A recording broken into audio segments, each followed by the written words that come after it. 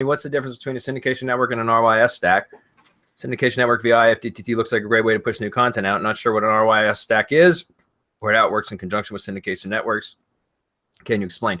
Yeah, syndication networks are really a branding tool and an entity validation method as well. It's there's a kind of a new term that's been going around for, I don't know, probably a year and a half, 2 years, maybe more, but it's kind of a newer term. It's called content amplification, right? And so content amplification, it went from, SEO was traditionally just what you did, right? And then so you do like create backlink building campaigns and stuff by publishing content on other sites.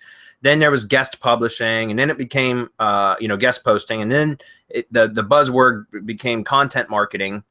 And so content marketing is where you just continually pump out content, and that includes building backlinks back to your site. I mean, that's typically why you do the content marketing, is to educate the consumer and also or educate your audience, as well as to build as linking opportunities, using that content as linking opportunities.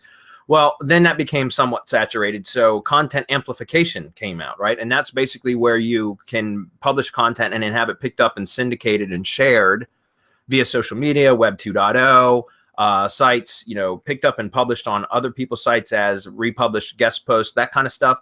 And so that's content amplification. Well, syndication networks is a way to automate that to a branded network of syndication properties. So by branded, I mean you would theme all of the properties within the network around your brand, which can be a company, it can be a website, it can be a person, right? It can be a personal brand. It doesn't matter what your brand is. The point is to create a consistent brand across as many different third-party properties as possible that you can automate syndicating your own content marketing to, right? So you publish your own content.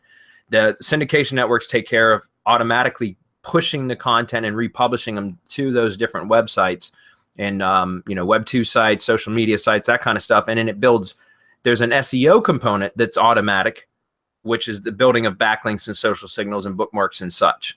And so that's really what the syndication networks are. It should be the foundation that you begin with any sort of website or digital asset, in my opinion. And it has been that way for me since about 2012.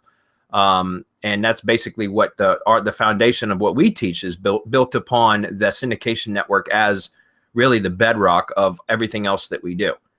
Now, drive stacks, I'm going to let Marco talk about that here in a minute, but the RYS drive stacks are using Google's own properties to basically boost your own digital assets or anything that you want. They don't have to be your own. They can be third-party sites, but I would recommend that you always are pushing authority into your own properties. But it's great because it works really well with syndication networks as a companion strategy. It's also a great standalone strategy, but it's using Google's own properties and its own narcissism in your favor. And so drive stacks are very, very, very powerful, and more powerful now than they were 2 years ago when we first released that product. So Marco, can you shed some more light on that? Sure. We accomplished two things with drive stacks. First of all, we hit ART, or what we call ART, right? I mean, we talked about this before. We want to have activity on the link. We want to make sure that it's relevant, and we want to boost trust and authority for ourselves. And what we're doing is we're borrowing that from Google by publishing in everything that Google makes available to us. That's one. The second part that we accomplished through a drive stack is the pushing the brand, the entity. I call it your thing. It's the web of things, right? It's things, not strings.